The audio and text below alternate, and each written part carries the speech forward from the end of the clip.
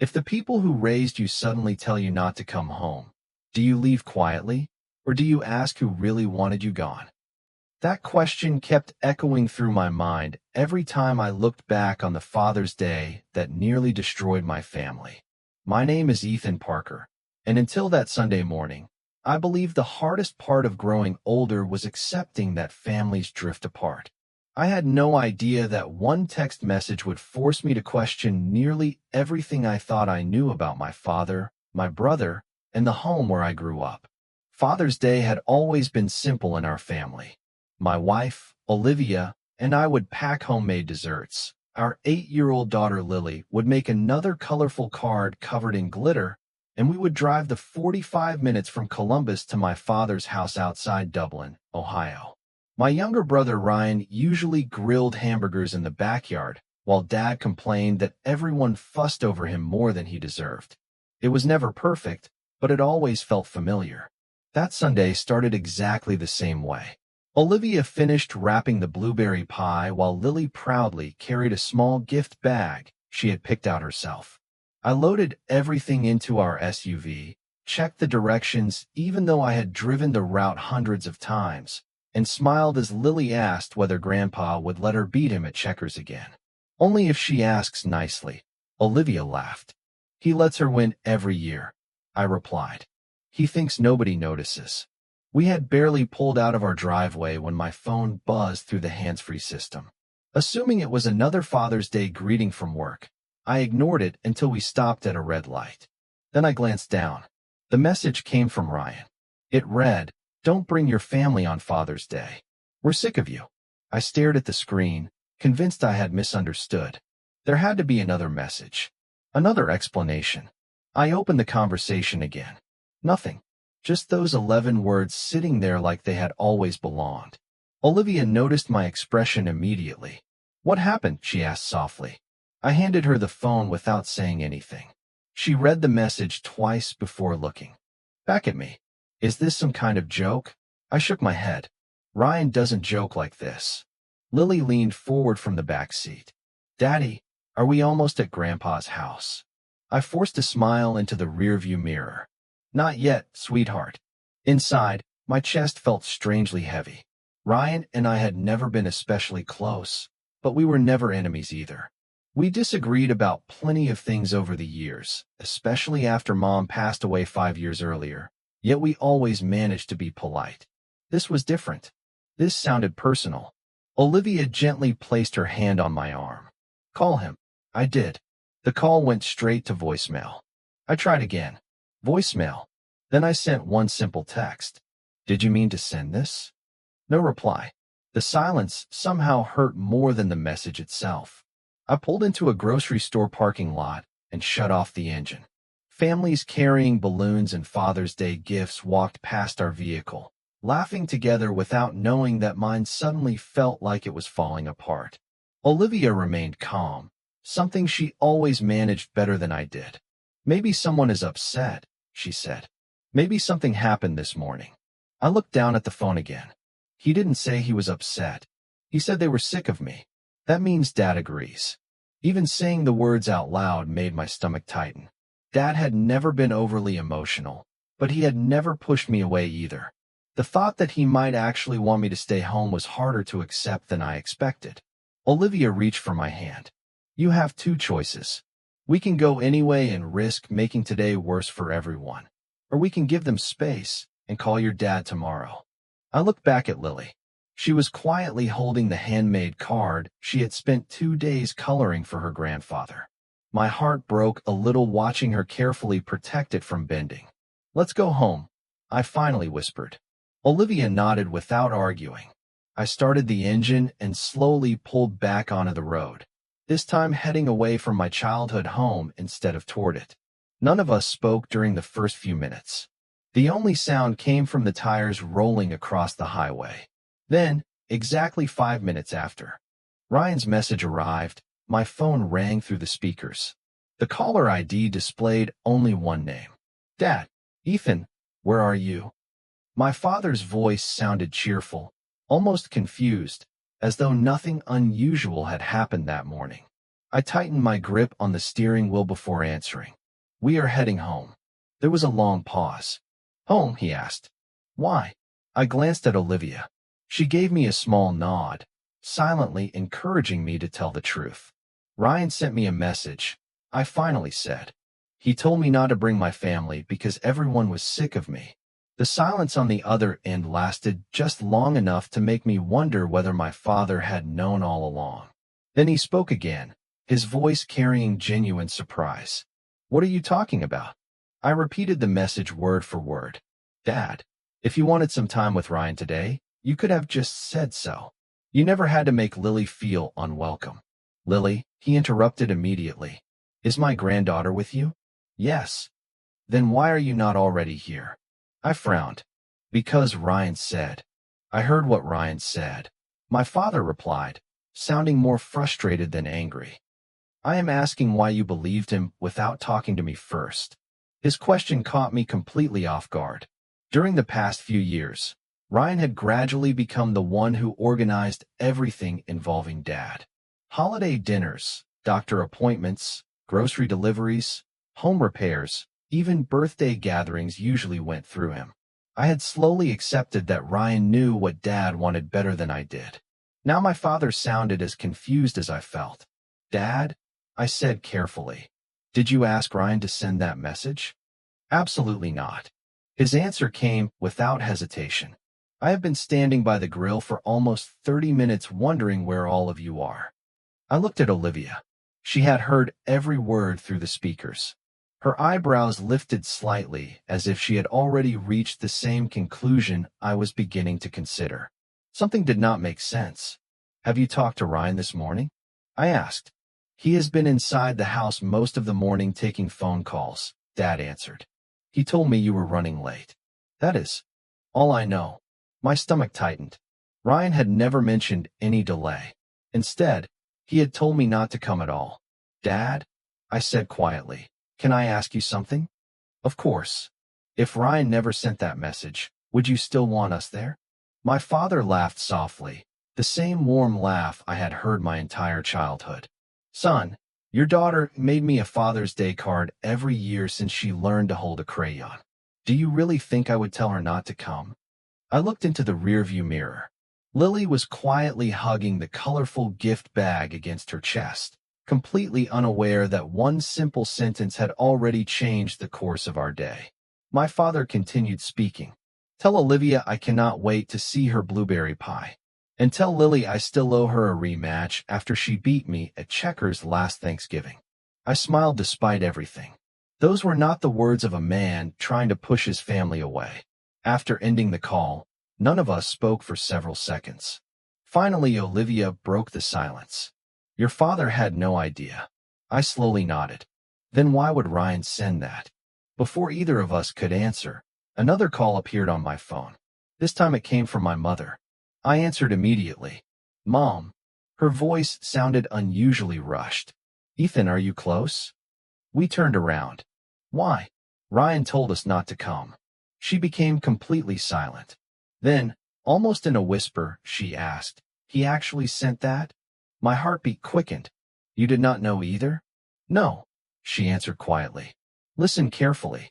Your father is asking questions, and Ryan keeps changing the subject. I do not know what is happening, but something feels wrong today.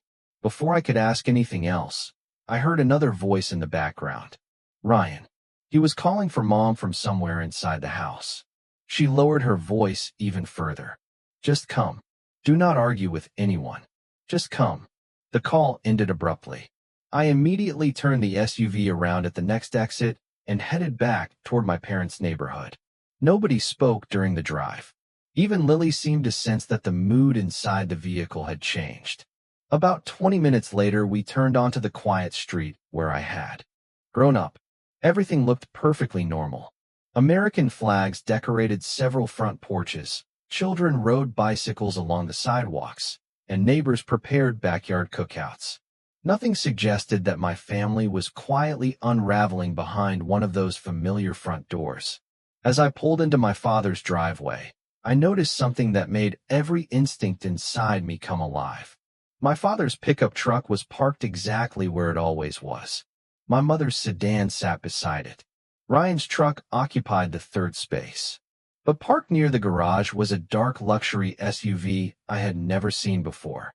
There were no license plate frames identifying a dealership, no family stickers on the windows, and no obvious reason for it to be there. Olivia looked at the unfamiliar vehicle before turning toward me. Were they expecting someone else today? I slowly shook my head. Not that I know of. Just before I opened my door, my phone vibrated one more time. It was another message from Ryan. It contained only 6 words. Leave now. It is too late already. I read Ryan's final message 3 times before locking my phone. Leave now. It is too late already. 6 words, and somehow they made even less sense than the first text. If he truly wanted me gone, why had my father and mother both insisted that we come? Olivia quietly reached over and touched my arm. Whatever is happening, we need to stay calm. I nodded, stepped out of the SUV, and helped Lily climb down from the back seat. She smiled as she carefully carried the Father's Day card she had spent the weekend making, completely unaware that every adult around her seemed to be hiding something. As we walked toward the front porch, the front door swung open. My father stood there wearing his old grilling apron, holding a pair of barbecue tongs in one hand. The moment he saw Lily, his face lit up exactly the way it always had. "There is my favorite checkers champion," he called with a broad smile. Lily ran toward him and wrapped her arms around his waist. He hugged her tightly before looking at me with genuine relief. I thought something terrible had happened on the road. I forced a smile. Not exactly. Before I could explain. Further, Ryan appeared behind Dad. His expression changed the instant our eyes met. He was not angry. He looked nervous. Far more nervous than someone who had deliberately insulted his own brother only half an hour earlier.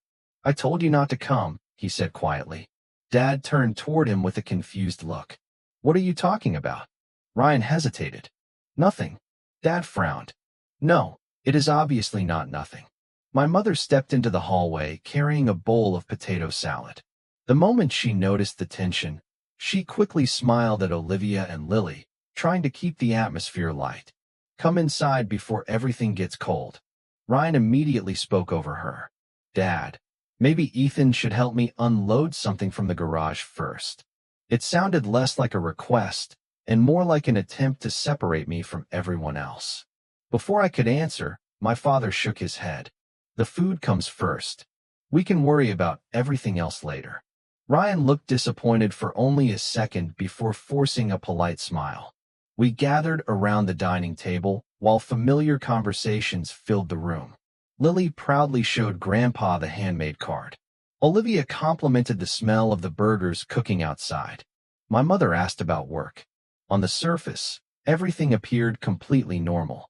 Yet every few minutes I noticed Ryan watching me, almost as if he was waiting for me to say something. Even stranger, every time my father began telling a story, Ryan interrupted him. "Dad already told you that." Dad probably does not remember all the details. Let me explain what he means. At first I assumed he was simply trying to keep the conversation moving, but after the 4th interruption it became impossible to ignore. Dad would begin speaking, Ryan would finish the sentence. Dad reached for his drink. Ryan handed it to him before he asked. Dad mentioned needing to check something in his office, and Ryan immediately stood up. I already took care of it. It was subtle, but once I noticed it, I could not stop seeing it. My father hardly made a decision without Ryan stepping in first. Olivia caught my eye across the table. She had noticed it too. After lunch, Dad stood up. "Ethan, would you give me a hand for a minute?" Before I could answer, Ryan quickly said, "I can help you." Dad smiled politely, but shook his head. "Actually, I asked Ethan." Ryan remained standing for a second longer before sitting back down without another word. Dad led me down the hallway toward the small home office where he had handled paperwork for decades. Family photographs covered the walls, including one from my high school graduation and another from the first Father's Day after Lily was born. Everything looked exactly as I remembered except for one detail. The large oak desk that had always been neatly organized now had a small lock attached to its center drawer. I had never seen that lock before. Dad slowly closed the office door behind us. For a moment, he simply stood there listening, as though making sure nobody had followed us. Then he leaned closer and lowered his voice. "Have you noticed your brother acting differently lately?" I carefully chose my words. "Different enough to tell me not to come today." Dad sighed deeply. "I was afraid you were going to say that." He reached into the pocket of his apron, looked briefly toward the closed door, and quietly slipped a small brass key into my hand. Before I could ask what had opened, footsteps echoed down the hallway outside the office, and someone stopped just beyond the door. The footsteps stopped just outside the office door. My father immediately closed his hand over mine, making sure the small brass key stayed hidden in my palm. Neither of us spoke. After several long seconds, the footsteps slowly moved away toward the kitchen. Dad let out a quiet breath before speaking again. "Do not ask questions in here," he whispered. "Not yet." I looked down at the key resting in my hand. It was old, worn smooth from years of use, with a tiny number engraved on one side. "What does this open?" I asked softly.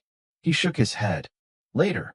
Before I could press him for another answer, he reached for a folder sitting openly on top of the desk.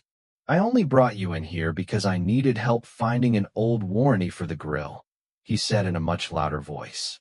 The sudden change in tone caught me off guard, until I realized he wanted anyone listening outside to hear an ordinary conversation. I quickly nodded and played along. "Maybe it is in one of these drawers." Dad smiled faintly before leading me back into the hallway. Ryan was standing near the kitchen entrance holding 2 glasses of iced tea.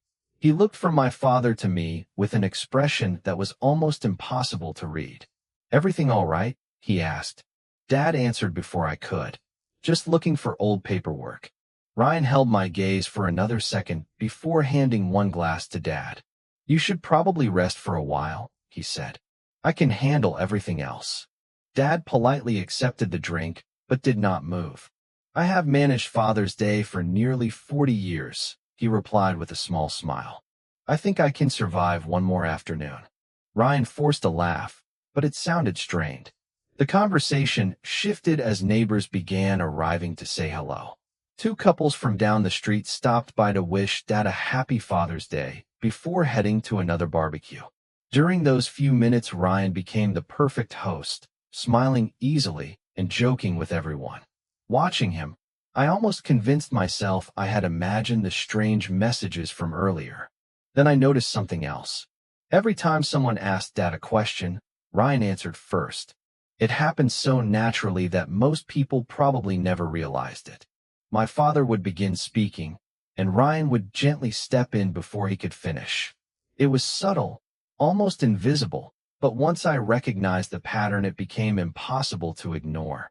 Later that afternoon, Dad asked whether anyone wanted coffee. As everyone gathered in the backyard, he quietly touched my shoulder. "Would you grab my reading glasses from the office?" he asked. Ryan immediately looked up from the grill. "I will get them." Dad smiled politely. "No, Ethan knows where they are." Ryan hesitated for just a moment before returning to the hamburgers. "All right." I walked back into the house alone. The hallway was quiet except for the faint sounds of laughter drifting in through the open patio door. As soon as I entered the office, I closed the door behind me.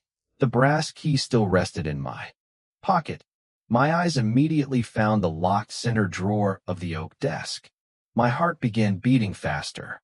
I pulled out the key and carefully slid it into the lock. It fit perfectly.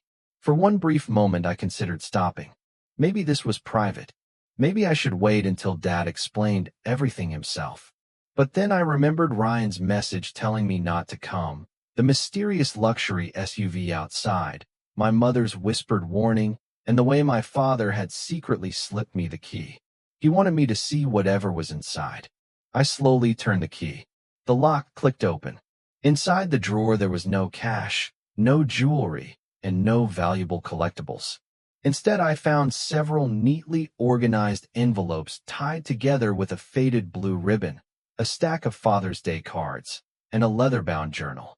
Sitting beneath them was a sealed manila envelope with my name written across the front in my father's familiar handwriting.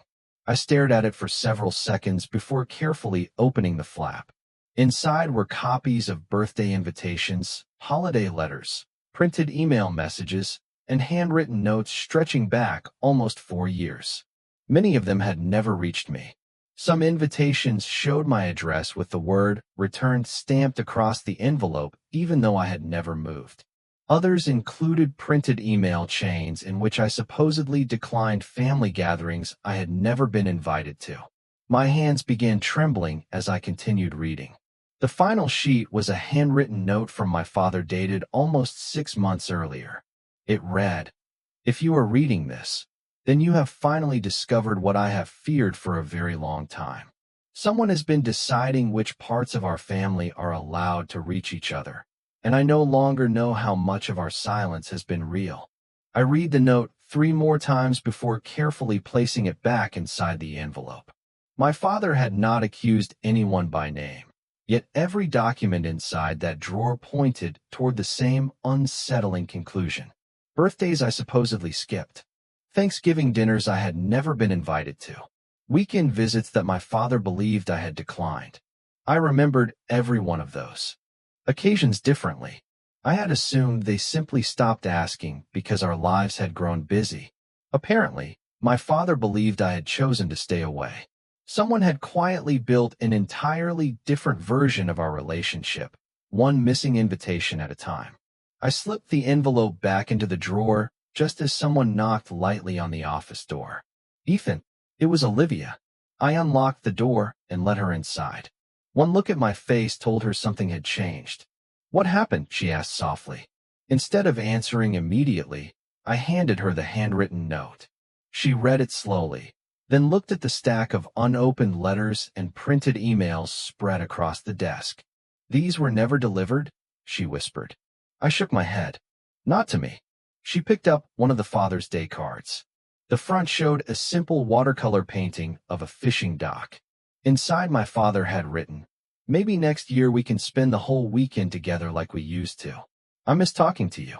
The card had been dated 3 years earlier. I had never seen it before. During that same Father's Day weekend, I had sat at home believing my father preferred celebrating only with Ryan because I had not received an invitation. Olivia slowly exhaled. "Someone wanted both of you to believe the other had stopped trying." Before I could answer, my phone vibrated again. This time it was not Ryan. It was an unknown number. The message contained only one sentence. "Do not mention the drawer until your father speaks first." I immediately looked toward the window overlooking the driveway. The unfamiliar luxury SUV was still parked beside the garage. My pulse quickened. "Who would know I am in here?" Olivia quietly asked after reading the message over my shoulder. "I do not know." We quickly returned everything exactly as we had found it. The envelopes went back beneath the journal. The ribbon was tied again. The drawer was locked, and I slipped the brass key into my pocket just before opening the office door. Outside, laughter drifted in from the backyard. The contrast felt surreal. While neighbors chatted over lemonade and children chased bubbles across the lawn, I had just uncovered years of hidden distance between my father and me. As we stepped outside, my father looked relieved to see us. "Did you find the glasses?" he asked with a playful grin. For a brief second, I almost forgot why he had sent me inside. Then I noticed something unusual. He was already wearing his reading glasses. He had never needed me to retrieve them. The request had only been an excuse to get me into the office alone. He caught my eye for the smallest moment, and without saying a word, gave the faintest nod. He knew I had opened the drawer. Ryan walked over carrying a plate of fresh hamburgers. "Everything all right?" he asked, studying my face more carefully than before. "Everything is fine," I answered. It was the first honest lie I had told all day. Ryan continued watching me, as though trying to determine whether I had learned something he had hoped would remain hidden. A few minutes later, the doorbell rang. My mother went inside to answer it. Through the kitchen window, I saw 2 people enter the house. One was the elderly couple from church who often visited my parents. The other was a man in his early 60s wearing a navy blazer and carrying a leather briefcase. My father stood up so quickly that his chair scraped against the patio. The easy smile disappeared from his face.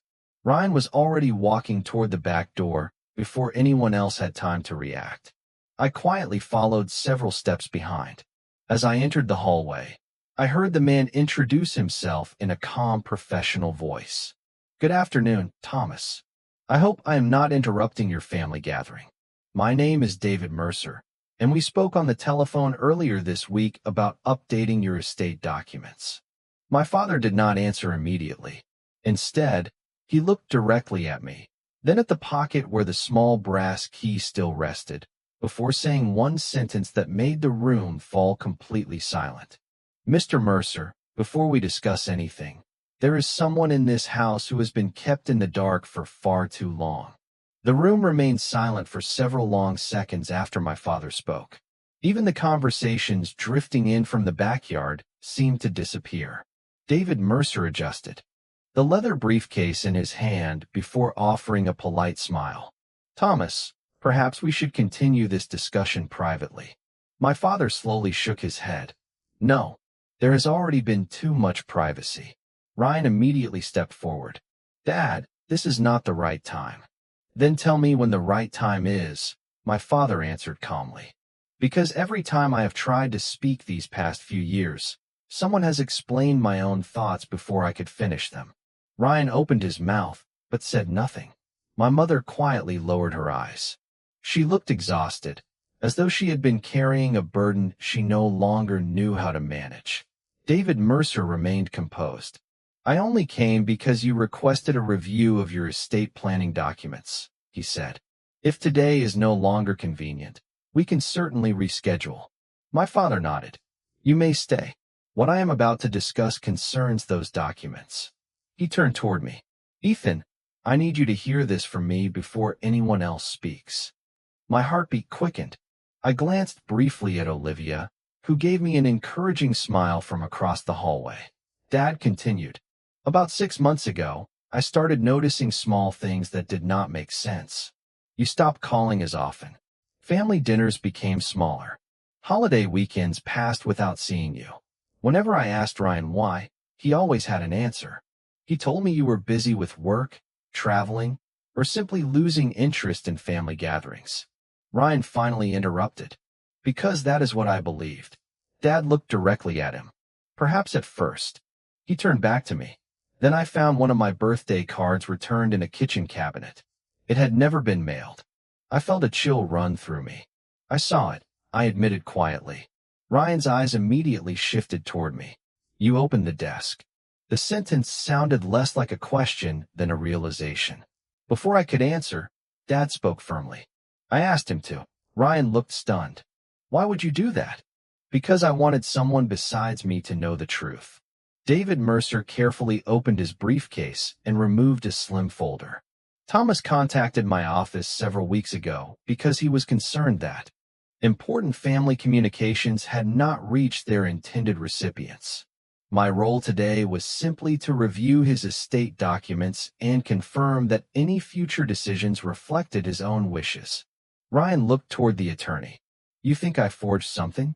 "I have accused no one," David Mercer replied evenly. "I am only explaining why I was invited." The room fell quiet again. My mother finally spoke for the first time in several minutes. "Ryan, did you send Ethan that message this morning?" Ryan closed his eyes briefly before answering. "Yes." Nobody reacted immediately. Even Lily and the neighbors remained outside, completely unaware that the atmosphere inside the house had changed forever. "Why?" I asked. Ryan rubbed both hands across his face before looking at me. "Because I thought today would become another argument." "There was not going to be an argument," I answered. "There is now," he replied quietly.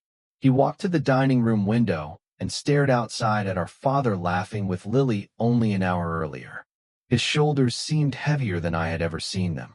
After Mom died, he finally said, Dad stopped paying attention to paperwork. He forgot appointments. He misplaced bills. He asked me to help. At first it was simple.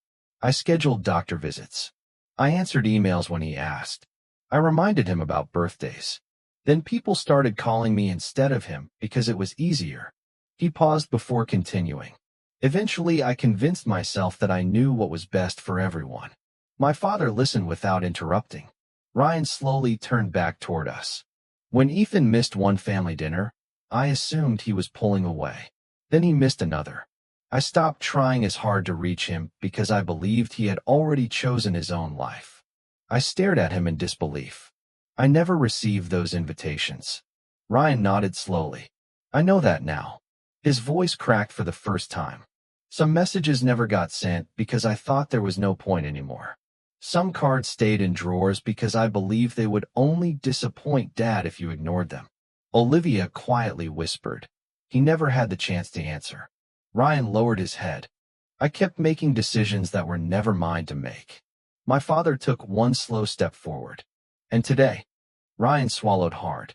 Today I saw Mr. Mercer coming to review your estate plan. I thought if Ethan stayed away, nothing else would change. Dad looked at him with deep sadness rather than anger. Instead, everything changed the moment you decided who belonged in this family and who did not. No one spoke after my father finished.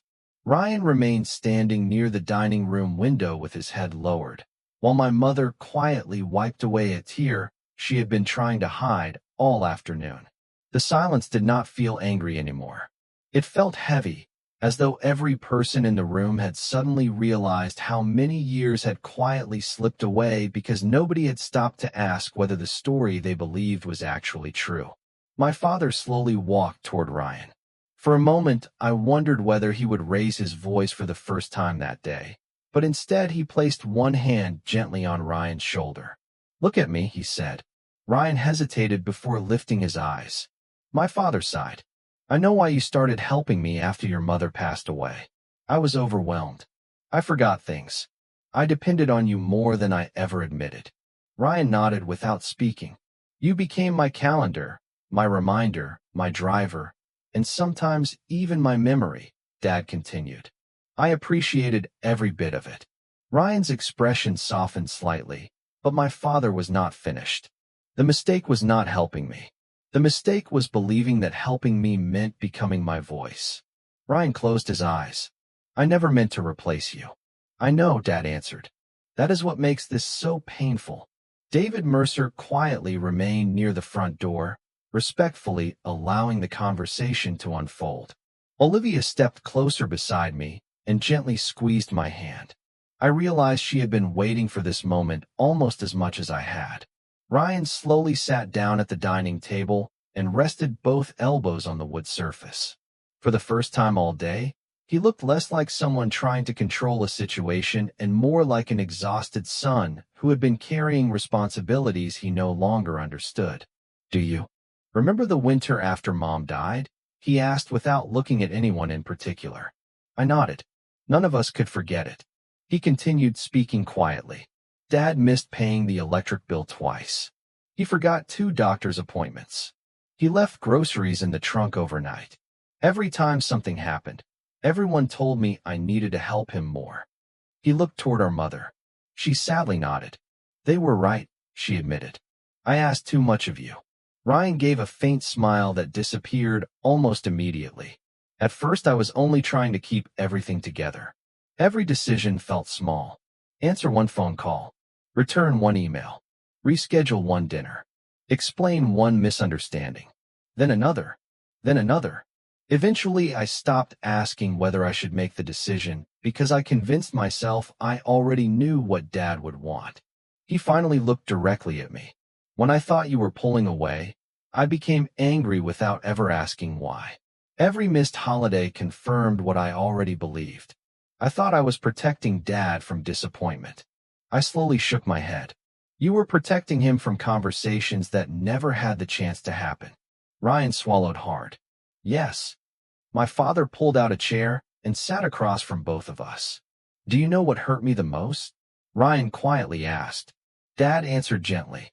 "Watching 2 sons who loved this family slowly disappear from each other while standing only a few miles apart." Nobody interrupted him. "I blamed Ethan for being absent," he continued. Ethan blamed me for forgetting him, and you blamed yourself for trying to fix everything alone. We were all living inside different versions of the same story. Those words settled over the room with surprising clarity. They explained more than any accusation ever could. David Mercer carefully closed the folder in front of him. "Thomas," he said respectfully, "if I may offer one observation." Dad nodded. "The documents can always be updated. Wills, trusts, powers of attorney, beneficiary forms. Those are only papers. What cannot easily be restored is trust between people. That conversation appears to have already begun." Dad smiled faintly. "That is exactly why I asked you to come today." He reached into his shirt pocket and removed a folded piece of paper. "Several weeks ago, I wrote something after realizing how much time had been lost." He handed it to me instead of Ryan. "Read it out loud." My hands trembled slightly as I unfolded the page. The handwriting was unmistakably my father's. The first line immediately caught in my throat. It read, "If my family is ever gathered together again, I do not want my legacy to be measured by what I leave behind. I want it measured by whether my sons finally choose to hear each other instead of speaking through fear." I looked up from the page. Ryan was quietly crying, not because he feared losing an inheritance, but because for the first time he understood that he had nearly lost something far more valuable than money. After I finished reading my father's letter, nobody rushed to fill the silence. It no longer felt uncomfortable. For the first time in years, it felt honest. My father folded his hands on the dining room table and looked at each of us one at a time before speaking again. "Today was never supposed to be about lawyers or paperwork," he said quietly. "I invited David because I wanted someone outside this family to witness that every decision I make belongs to me and no one else. But before signing anything, I wanted the truth inside this house to come into the light." David Mercer nodded respectfully. "That is exactly why I suggested waiting until your entire family was present." Ryan slowly lifted his head. His eyes were still red, but his voice had become steady. "There is something else all of you deserve to know." My mother looked at him with concern. "What is it?" Ryan took a deep breath. "About 2 years ago, Dad asked me to organize his email because he kept missing important messages. I created folders, changed passwords, and linked everything to my phone so I could help him keep up. At first, I only sorted spam and appointment reminders. Then I started deciding which conversations could wait. I convinced myself I was reducing stress." He paused before continuing. "Eventually, I stopped realizing where helping ended and controlling began." I quietly nodded. That explanation matched everything I had found inside the locked drawer. Ryan looked directly at me. "Some of your emails reached him. Some did not. Some of his messages reached you. Others stayed in drafts because I believed sending them would only create disappointment after everything had already become awkward between us." I took a slow breath before answering. "You did not just delay conversations. You changed our relationship without asking either of us." Ryan lowered his eyes. "I know." My father gently reached across the table and rested his hand beside Ryan's instead of on top of it. "You cannot rewrite the past," he said. "Neither can I. But both of us still have a choice about tomorrow." My mother quietly stood and disappeared into the kitchen. A minute later, she returned carrying an old cardboard storage box that I recognized immediately. It had belonged to her and Dad since before I was born. She placed it carefully on the table. "I was waiting for the right day," she admitted softly. "Maybe this is finally it." She removed the lid. Inside were dozens of family photographs, handwritten recipes, elementary school report cards, birthday decorations, and holiday cards stretching back nearly 40 years. Lily wandered inside from the backyard just as my mother pulled out a faded photograph of Ryan and me building a treehouse with Dad when we were children. "Daddy, is that really you?" Lily asked with a smile. I laughed quietly. "That was a very long time ago." She studied the picture carefully before looking at Ryan. "Uncle Ryan, you were smiling." The innocent comment caught everyone by surprise. Ryan actually laughed for the first time that afternoon. "Believe it or not, I smiled a lot back then. Lily shrugged as though she had solved the greatest mystery in the room. You should do it more. Nobody argued with her. My father leaned back in his chair, watching all of us as though he were seeing his family through new eyes. This, he said softly, is what I was afraid we had already lost. David Mercer quietly closed his briefcase. Thomas, unless you need anything further from me today, I believe my work can wait. Dad stood and offered his hand. Thank you for reminding me that legal documents protect property, but conversations protect families. David smiled warmly before shaking his hand. That is a lesson many people learn too late. After he left, Ryan disappeared upstairs for several minutes. When he returned, he carried a laptop under one arm and placed it on the dining table. There is one more thing I need to fix, he said. He opened the email account linked to Dad's address while everyone watched. One by one, he restored old contacts, removed forwarding rules he had created years earlier, updated recovery information, and handed the computer directly to our father. From now on, he said quietly, if anyone in this family wants to talk to you, they will be talking to you. My father accepted the laptop with a grateful smile before looking at me. Ethan, he asked, would you help me send the first message? I nodded.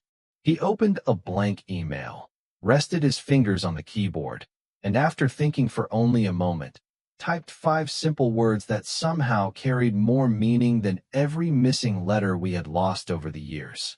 Sunday dinner next weekend. Everyone invited. The following Sunday arrived with far less uncertainty than the week before, but nobody pretended that everything had been magically repaired. Trust does not return overnight simply because the truth finally comes to light. It returns one honest conversation at a time. That afternoon, Olivia baked another blueberry pie, although she joked that this one had fewer tears mixed into the recipe. Lily insisted on making another card for Grandpa because, in her words, every Sunday could be Father's Day if people remembered to be kind. We drove the same 45 minutes to my parents' house, but this time the road felt different. Not because the distance had changed, but because the silence between us had. When we pulled into the driveway, there was no unfamiliar luxury SUV waiting beside the garage. Only my father's pickup, my mother's sedan, and Ryan's truck stood beneath the bright Ohio sun. Dad opened the front door before we even reached the porch. He smiled with the relaxed expression I remembered from years earlier, and this time no one stood beside him to answer on his behalf. Welcome home, he said. Those 2 words carried more weight than he could have imagined. Inside the house, little things immediately felt different. My father's cell phone rested beside his coffee mug instead of in Ryan's pocket. When neighbors stopped by to say hello, they spoke directly to Dad, and he answered every question himself. Ryan still helped clear plates and refill drinks, but he no longer stepped into conversations before anyone else had finished speaking. The change was subtle, yet impossible to miss. During dinner, Dad surprised everyone by asking if he could say something before we ate. We all nodded. He looked around the table at each member of the family before speaking slowly. I spent years believing that losing your mother was the hardest thing that would ever happen to me, he said. Then I realized something even more painful almost happened. I nearly lost both of my sons while all 3 of us were still alive. Nobody interrupted him. One son believed he had been forgotten. The other believed he had to carry responsibilities that were never meant to belong to him. And I allowed silence to grow where conversation should have lived. He smiled gently at Ryan. You tried to protect me because you loved me. Then he looked at me. You stayed away because you believed you were no longer wanted. Finally, he looked at all of us together. None of those beliefs were stronger than the truth. We simply stopped checking whether they were true. Ryan quietly stood from his chair. He walked into the living room and returned carrying the old cardboard box of family memories. Without saying a word, he placed it in the center of the dining table. I think these belong where everyone can reach them, he said. Not locked away. My mother smiled through grateful tears. Olivia opened the box and pulled out another photograph. It showed Dad teaching Ryan and me how to fish at a small lake when we were children. Lily studied the picture before laughing. Grandpa, Daddy caught the smallest fish. Dad laughed so hard he nearly spilled his iced tea. He did, he admitted. But he was still proud of it. I smiled. Because you told me every catch mattered. Dad looked at me with quiet understanding. I should have remembered that lesson myself. As the afternoon stretched into evening, we talked about ordinary things that somehow felt extraordinary simply because nobody was hiding behind assumptions anymore. We planned birthdays months in advance. We agreed to rotate Sunday dinners between our homes. Dad insisted that every invitation would come directly from him, even if someone else helped organize the details. Ryan volunteered to help with repairs around my house the following weekend, and instead of wondering whether he truly meant it, I simply accepted. Rebuilding trust would take time, but it had already begun. Before we left, Dad walked us to the driveway. Lily hugged him tightly and handed him her new card. He read it slowly before folding it with great care and placing it inside his shirt pocket. "This one is staying with me," he said. As I opened the driver's door, Ryan stopped beside me. For several seconds, neither of us spoke. Then he quietly held out my phone. I looked down and realized he had opened our old text conversation. The cruel message from Father's Day was still there. Without saying a word, he deleted it, handed the phone back to me, and said, "I cannot erase what happened, but I do not want that to be the last thing between us." I nodded. "Then let us make sure it is not." We shook hands before pulling each other into a brief embrace that neither of us would have imagined only 1 week earlier. As we drove away, I glanced in the rearview mirror. My father stood on the porch with one arm around my mother while Ryan stood beside them, waving as Lily waved back through the window. That was the moment I finally understood something my father had tried to tell us all along. Families are rarely broken by a single message. They are broken when fear speaks louder than truth and silence lasts longer than love.